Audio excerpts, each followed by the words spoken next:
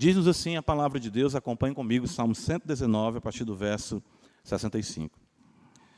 Tens feito bem ao teu servo, Senhor, segundo a tua palavra.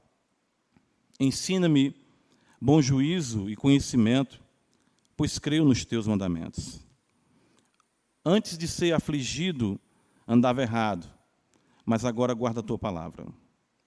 Tu és bom e fazes o bem. Ensina-me os teus decretos. Os soberbos têm forjado mentiras contra mim.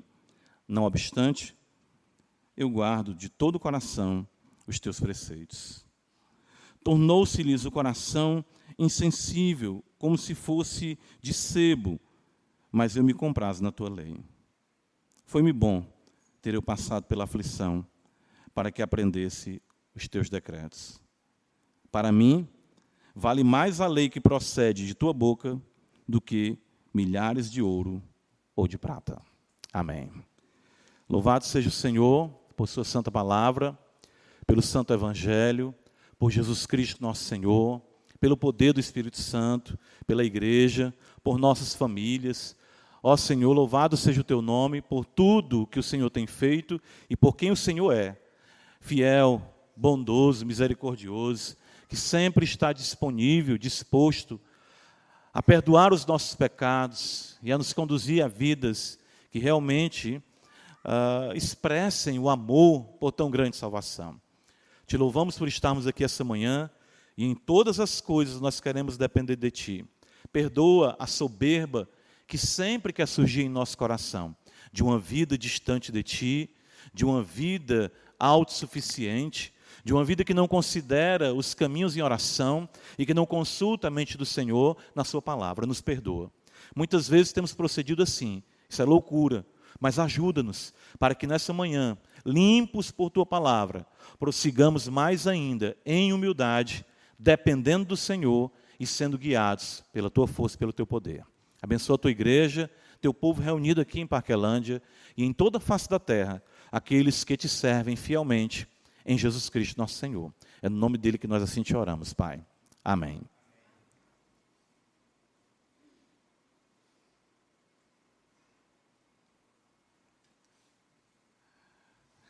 Meus irmãos, nós vimos em nosso sermão anterior, no verso número 64, o salmista considerando a bondade do Senhor na terra dos viventes. Lembra que foi isso que nós consideramos? Veja, o verso 64 diz: a terra, Senhor, está cheia da Tua bondade, ensina-me os Teus decretos. Então nós falamos e observamos a bondade do Senhor no mundo criado por Ele, na sua provisão, na sua redenção também. Enfim, em tudo que nós podemos observar, a boa mão de Deus agindo de forma benevolente, tanto para os que servem a Deus e também para aqueles que não servem a Deus. O Senhor Jesus mesmo confirma isso para nós no Evangelho, quando Ele diz que o Senhor faz o sol nascer para justos e injustos, bons e maus, e a chuva cair para justos e injustos. Mas agora nós vemos o salmista considerar essa bondade de forma mais particularizada. Perceba que no verso 65 ele fala também da bondade. Ele diz: tens feito bem ao teu servo. Então é como se o salmista estivesse com uma lente macro no verso anterior e observasse a bondade do Senhor na terra. Ele diz isso do verso 64, a terra está cheia da tua bondade, Senhor. E então ele diz, como se ele fechasse o zoom da lente, da revelação, e o Senhor mostrasse para ele que o Senhor também faz o bem de forma particular aos seus servos. Isso é algo muito importante nós compreendermos, a bondade de Deus para com os seus servos. Veja que isso está escrito no verso 65, tem feito bem ao teu servo, Senhor. Ele fala isso. Deus é bom, nós podemos afirmar isso, a Escritura afirma isso, e nós temos experimentado isso, e faz o bem a todos, mas especialmente aos seus servos. É isso que o salmista quer que nós compreendamos. É a conclusão dele. Ele entende que algo mais é feito por ele, foi feito por ele, está sendo feito por ele. E é o que nós observamos aqui. Agora, como se dá essa bondade, né? Como nós podemos identificar essa bondade do Senhor? Como o salmista aqui destaca e chega a essa conclusão experimental. É isso que é importante. Isso não é apenas uma questão teórica para o salmista. Ele diz que o Senhor tem feito bem a ele. Isso é tangível. Ele percebe, ele sente, ele compreende, ele vê, como nós vimos no Salmo, né, no Salmo passado, a bondade do Senhor na terra dos viventes, mas de forma muito especial em sua vida. Deus é bom e Ele faz o bem. A conclusão acerca da bondade de Deus é algo inconteste. Nós podemos observar isso. A Escritura tanto afirma como também nós experimentamos isso. Desde a criação, desde o momento em que Deus trouxe à existência todas as coisas, nós podemos observar a bondade de Deus em todo o mundo, todo o cuidado, toda a provisão. Não é por acaso, não é mera repetição, sem um ensino, uma verdade transmitida de que todas as vezes em que Deus conclui um dia na sua criação, Deus vê que aquilo é bom, que aquilo é bom, que aquilo é bom, que aquilo é bom, que aquilo é bom, que aquilo é muito bom. Ou seja, porque expressa o seu caráter. E de fato é Deus otorgando de si mesmo para a sua criação. E a dádiva sublime, como nós observamos, é concedida no sexto dia, quando Deus cria o homem à sua imagem e à sua semelhança. Não bastava ao Senhor, não é? O Senhor ter feito tanto, ter demonstrado tanta bondade, ainda nos faz parecidos contigo. Ou seja, nisso nós vemos a bondade de Deus. Estampar em criaturas finitas a beleza da sua infinitude. Estampar em criaturas limitadas o seu ilimitado amor. Estampar em criaturas que não podem conter tanta glória, a sua glória, de modo a Escritura afirmar que o homem é a glória de Deus. Isso é bondade. Todo aquele que é poderoso, todo aquele que tem recursos nesse mundo, todo aquele que tem alguma expertise, não é? Todo aquele que tem alguma capacidade de fazer algo diferente, não compartilha com ninguém. Por quê? Porque é a maneira dele se destacar. É a maneira dele ter um negócio, vamos pensar na realidade empresarial, que venha despontar e faça o diferencial e ganhe na concorrência. A preocupação de muitas marcas é essa, né? Você manter a fórmula secreta de alguma bebida, de alguma comida. Não estou dizendo que seja em si errado, mas Deus compartilha conosco a sua glória. O salmista então diz: Senhor, tu tens feito bem ao teu servo. O Senhor tem sido realmente bondoso e misericordioso para conosco. Fato de Gênesis capítulo 5, mesmo depois da queda, veja comigo, nós vemos isso acontecer não só essa vez, mas é muito interessante que depois do relato da morte de Abel, ali pelo seu irmão Caim, e pelo crescimento da impiedade na descendência de Caim no capítulo 4, o nome do Senhor é invocado, e parece que nós estamos aqui adentrando numa realidade muito sombria. Ou será que o homem, mesmo depois da queda, conservou essa dádiva divina? E o texto nos diz em Gênesis 5, este é o livro da genealogia de Adão, no dia em que Deus criou o homem, a semelhança de Deus o fez. Homem e mulher os criou e os abençoou e lhes chamou pelo nome de Adão, no dia em que foram criados. Viveu Adão 130 anos, gerou um filho à sua semelhança, conforme a sua imagem, ele chamou Sete. O que é impressionante desse texto, dentre muitas coisas, é que nós vemos que mesmo após a queda, mesmo com o investimento pesado de Satanás, o propósito de Deus, a bondade de Deus, não foi limitada para com o homem. Mesmo o homem caído, o Senhor repete em Gênesis 5, aquilo que foi dito no começo, a genealogia, ou seja, Adão e Eva têm filhos, e esses filhos são de acordo com a sua imagem e semelhança, replicando aquilo que foi estabelecido num contexto de perfeição. O que significa isso? O diabo não pode anular a bondade destinada de Deus para nós. O diabo não pode fazer isso. Embora a ruína e a queda tenham sido, de fato, terríveis, e nós vivemos com as consequências disso. Mas Deus é muito mais, podemos usar aqui o português dessa forma, muito mais bom do que o diabo possa ser em sua maldade perversa. Ou seja, a bondade de Deus excede a malignidade de Satanás. Nós esquecemos disso.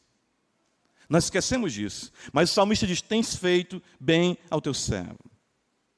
E é interessante que mesmo os males advindos do pecado jamais podem ser atribuídos a Deus como agente imediato. Certo? Como agente imediato. A Escritura em nenhum momento diz isso. Esse, de fato, tem sido o erro da humanidade de projetar em Deus a responsabilidade por suas decisões na contramão da vontade divina. Em abraçar o pecado, em abraçar a mente de Satanás, em abraçar as ideologias, filosofias, enfim, conceitos que procedem da língua bifurcada da serpente. Livro do profeta Jeremias, Lamentações, veja capítulo 3, está escrito assim para nós, Lamentações. E é sempre bom lembrar o contexto desse livro, porque é um livro cheio de esperança em uma realidade realmente decadente, de ruína e de miséria. Depois de Jerusalém ser destruída, queimada pelos babilônios, e muita desgraça, como, enfim, o abuso das mulheres, o abuso e a violação das virgens, o desrespeito para com os líderes, enfim, a ruína do templo do Senhor. Alguns poderiam dizer: como é que pode Deus permitir isso? De fato, isso é uma constante, né, na internet. Se Deus é bom, então por que tantos males no mundo? Lamentações 3:39 está escrito: porque, pois, se queixa o homem vivente, queixe-se cada um dos seus próprios pecados. Livro do profeta Oséias, capítulo 13, um pouco mais à frente. O profeta Oséias, também usado pelo Senhor, nos diz, no capítulo 13, no verso 9: a tua ruína, ó Israel, vem de ti, e só de mim o teu socorro. De onde vem a minha ruína? De onde vêm os meus males? De onde vêm os meus problemas? De mim. Dos meus pecados, porque Deus é bom. Teu socorro vem de mim. Agora os teus males vêm de ti. Você já orou para Deus lhe guardar do dano que você pode ocasionar a si mesmo? Você já orou: Senhor, livra-me do mal, como Ele nos ensina no Pai Nosso, dizendo: livra-me do maligno, mas livra-me também do mal que eu possa ocasionar a mim mesmo, meu cônjuge, meus filhos, a tua igreja? Nós vimos, irmãos, em nosso sermão passado, que a terra está cheia da bondade do Senhor. Que tal bondade tem sido constante e intensa por milhares e milhares de anos sobre uma humanidade rebelde e ingrata. Isso nos faz ver como Deus continua sendo bondoso, mesmo para com aqueles que não servem e para conosco também que o servimos. E muitas vezes nos opomos à vontade de Deus.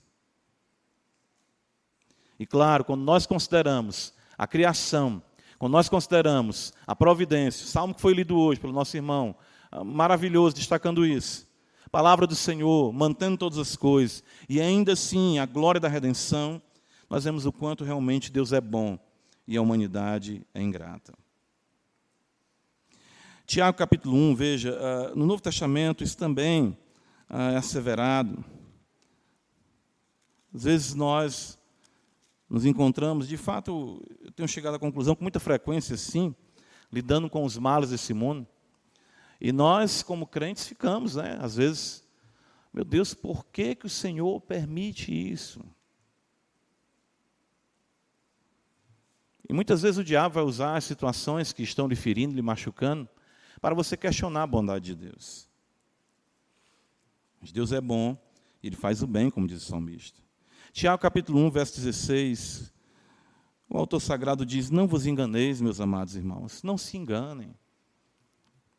Toda boa dádiva e todo dom perfeito são lá do alto, descendo do Pai das luzes, em quem não pode existir variação ou sombra de mudança.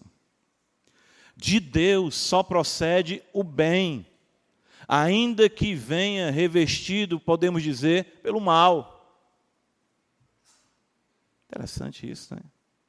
Ou seja, o mal que nos advém por conta do pecado, da desobediência de nossos pais e nossa também, até mesmo esse mal, Deus utiliza de forma gloriosa para o nosso bem.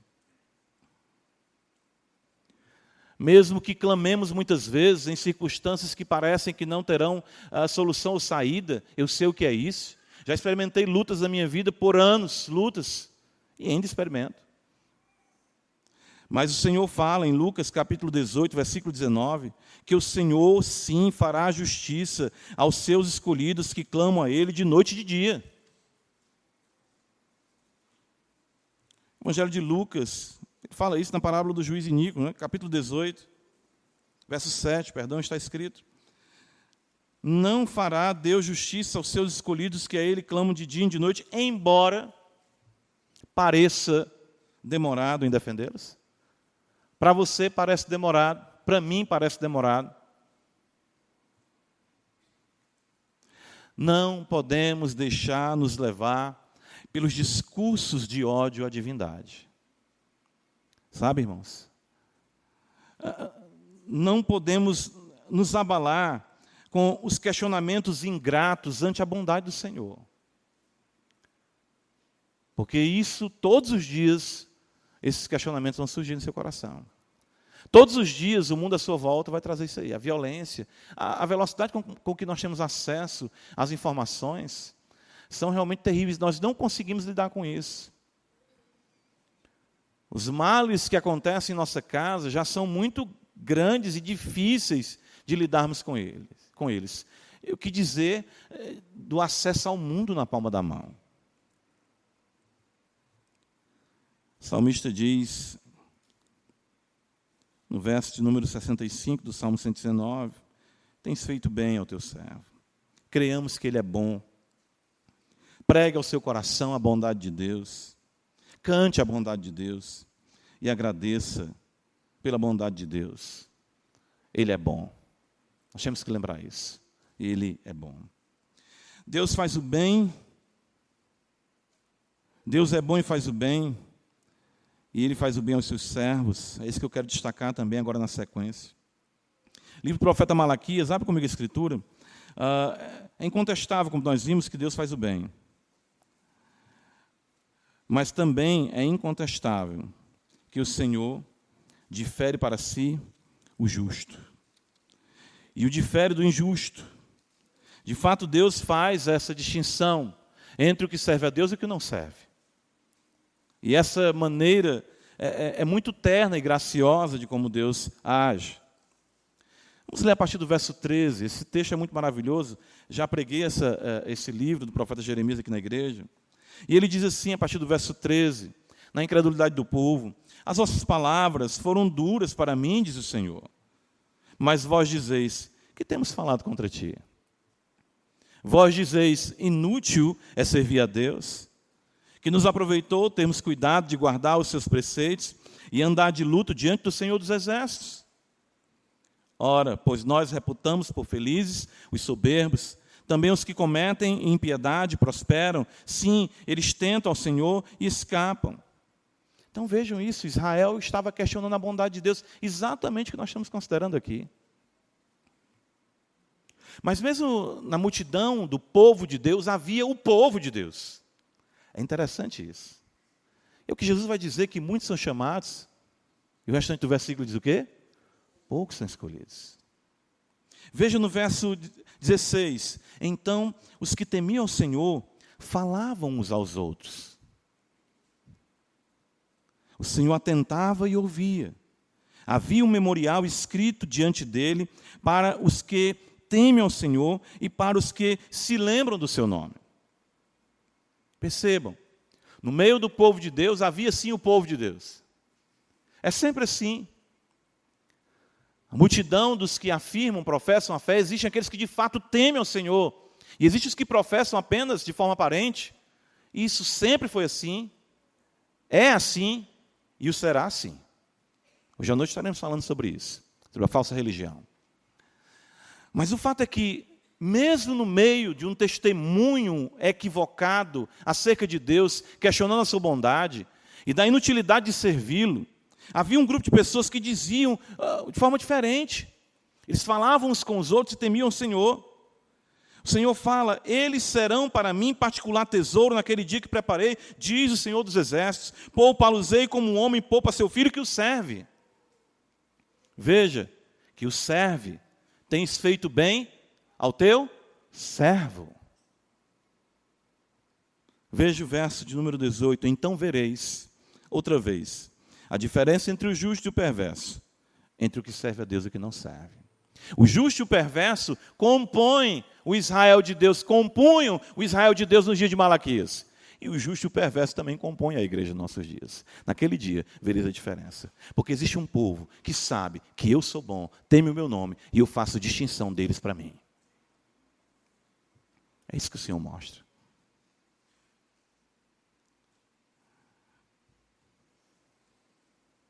Embora nós podemos observar a referência destaca o futuro, mas nós podemos ver aqui a promessa sendo vivenciada.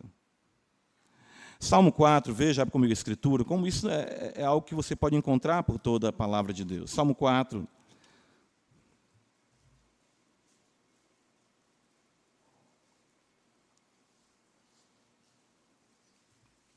É interessante nós compreendermos, quando você está abrindo a escritura, que o universo do autor sagrado do Antigo Testamento, o universo dele basicamente, era a realidade de Israel. Certo? O povo de Israel não convivia com os gentios, aquilo que era extremamente necessário. Ou quando havia algum ataque, aí sim se destaca o registro para nós, algumas realidades de povos contrários. Mas Davi nos Salmos, profeta Malaquias, profeta Oséias, Jeremias, estão falando com o povo, a nação de Deus. Veja o Salmo 4, verso 3. Esse salmo aqui, nós vemos na sequência, anteriormente o 3, Davi fugindo de Absalão, e cremos que é a mesma sequência de perseguição que Davi está enfrentando. E ele diz no verso 3 do Salmo 4, sabei, porém, que o Senhor distingue para si o piedoso. O Senhor me ouve quando eu clamo por Ele. Davi sabia que Deus era o seu Deus, e não era da mesma forma o Deus de Absalão, como também não era de Saul, embora ambos o invocassem também. Isso é constatado pelo fato de Deus ouvir sua oração. Ele diz: Senhor, me ouve. O servo de Deus, aquele a quem Deus faz o bem, o que ele vai primariamente destacar como benesse sobre a sua vida, sabe o que é, irmãos? Não são as questões temporais, tangíveis, no sentido de posses, mas é o fato, sabe de quê? Da oração. O crente vai dizer assim: Deus tem feito bem a mim. Eu sou o seu servo. Por quê? Porque Ele abriu os céus para que eu possa falar com Ele. Salmo 116, veja que isso é que o salmista estabelece como fundamento da sua relação de amor com Yahvé. Amo o Senhor. Amo o Senhor porque Ele me deu uma esposa maravilhosa, um marido maravilhoso. Não, embora isso também eu possa louvar a Deus por isso. Amo o Senhor, por quê? Porque Ele me deu filhos crentes.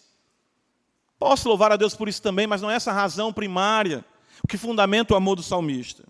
Amo o Senhor, porque minha vida está bem, na realidade estudantil, profissional, minha empresa está crescendo, meu negócio está avançando, está tudo indo de vento em popa. Não, amo o Senhor, porque Ele ouve a minha voz e as minhas súplicas. É isso que caracteriza o servo de Deus. E é isso que mostra para nós a bondade de Deus, ou seja, comunhão com Ele. Não há nada melhor e maior, não há bem maior que o Senhor possa nos fazer do que estender a nós a destra de comunhão. Ser propício a nós, ser propício a mim, pecador, como diz o publicano na parábola que o Senhor conta. Embora em alguns momentos nós possamos vacilar, Ele sempre nos constrangerá pelo amor acerca de sua permanente bondade. Ou seja, o que acontece, irmãos, é o seguinte, por isso que o salmista diz: tens feito bem ao teu servo. Senhor, tu tens feito bem ao teu servo. Porque até mesmo quando eu vacilo, o Senhor continua sendo bom comigo. No Salmo 73, Salmo de Asaf, ele inicia, de fato, com a conclusão, né? Isso aqui é aquela realidade do filme que apresenta o final para você e vai depois desdobrar a história para você entender por que o filme começou daquela maneira. Com efeito, Deus é bom para com Israel, para com os de coração limpo. Com efeito, eu experimentei isso. E por que Asaf diz isso? Porque ele vai exatamente lidar com o questionamento da bondade de Deus. E o questionamento da bondade de Deus se apresenta para ele no contexto em que ele vê os ímpios prosperarem. Vida tranquila, tudo de bom, parece que não tem problema. Estamos aí no nosso calendário, na iminência, né? Aí tem um pré-carnaval, tem um pré do pré-carnaval, eu não sei aí, mas é todo o tempo, pessoal, né? É pular de alegria.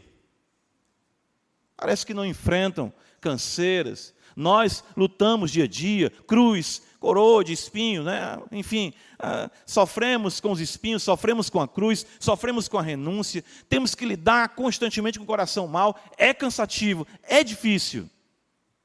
Aí começamos meu Deus, eu digo isso para minha esposa, falei recentemente, às vezes eu fico assim, precisa mesmo disso tudo, né? É muita maldade dentro de nós, né? Aí a gente às vezes começa a vacilar, o pé começa a resvalar. Asaf diz no verso 2, quanto a mim, porém, quase me resvalaram os pés. Pouco faltou para que se desviasse os meus passos. Que Asaf está dizendo o seguinte, quase que eu vou me embora e não volto mais. Mas o Senhor me fez entrar no seu templo, me fez ver a sua bondade, me fez considerar a inutilidade de uma vida distante dele. A quem, Senhor, tenho eu no céu, senão a ti, e na terra não há outra em que eu me compraze além de ti. Verdadeiramente, Deus é bom para com Israel. Ou seja, mesmo nos seus devaneios, mesmo nos seus ateísmos temporários, mesmo nas suas dúvidas temporárias, o Senhor lhe traz a fé novamente para você dizer, Deus é bom, apesar de mim. É isso que Deus faz.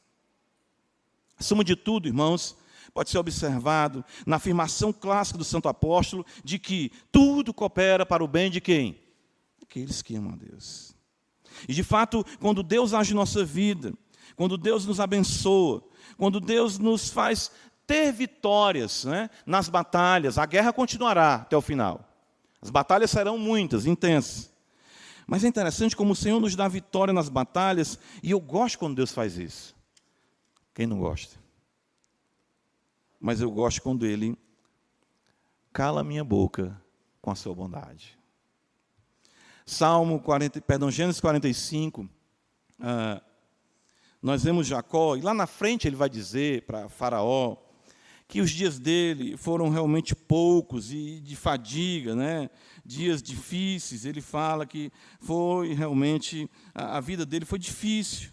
Ele fala, antes de ler Gênesis 45, eu vou só citar para os irmãos, ele fala, os dias dos anos das minhas peregrinações são 130 anos, poucos e maus foram os dias dos anos da minha vida.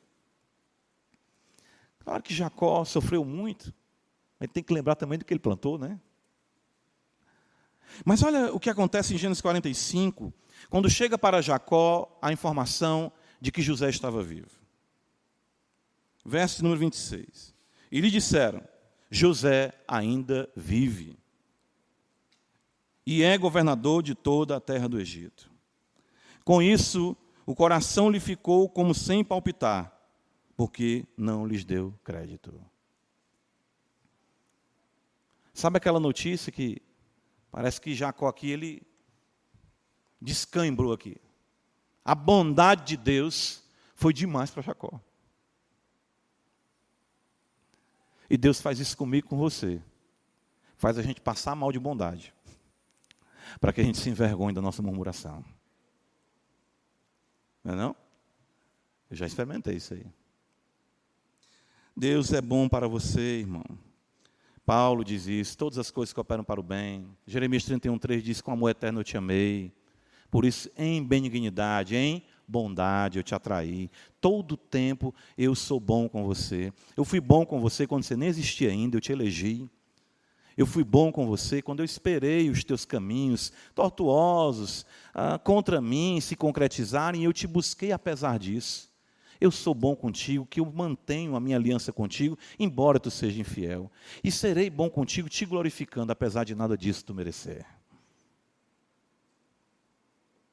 E ele ouve a sua oração. Está fazendo com que tudo coopere para o bem. Nós precisamos, irmãos, trazer isso à memória. Nós precisamos confiar nessa verdade bendita para a glória do Senhor. Para nós concluirmos, Salmo 119, versículo 65, ele diz: tens feito bem ao teu servo, Senhor, e ele fala segundo a tua palavra. Como sempre, podemos observar o salmista voltando para as Escrituras. Então, Deus é bom e faz o bem, Deus é bom e faz o bem aos seus servos, e Deus faz o bem de acordo com a sua palavra. E aqui, basicamente, eu tenho também batido nessa tecla com os irmãos. A bondade de Deus, entenda isso, está sempre associada à sua palavra. A bondade de Deus está sempre associada à Escritura. Por isso que ele diz: tens feito bem ao teu servo segundo a tua palavra. Isso tanto que Deus não vai lhe abençoar a parte da sua vontade revelada. Ele nos fez o bem ao nos criar falando. Ele nos faz o bem ao nos preservar falando. Ele nos fez o bem ao nos salvar falando. Ele nos faz o bem ao nos santificar falando. Ele nos fará o bem ao nos glorificar também falando. Todo esse bem veio, vem e virá pela palavra de Deus que se encontra em suas mãos. E claro, a consumação de tudo isso é: e o Verbo se fez carne. Jesus Cristo sempre. Mediante Jesus Cristo. Daí podemos compreender que o bem maior é o conhecimento de Deus na face de Cristo, nos sendo acessível pela palavra, que nos traz a comunhão com o Pai mediante uma vida de oração. Não há bem maior do que esse. Daí vemos também que a nossa alegria, o nosso bem-estar, nossa última referência, veja, 1 João capítulo 1. 1 João capítulo 1, nós até estamos considerando em nosso aulão sobre comunhão, e eu quero que você perceba isso aqui.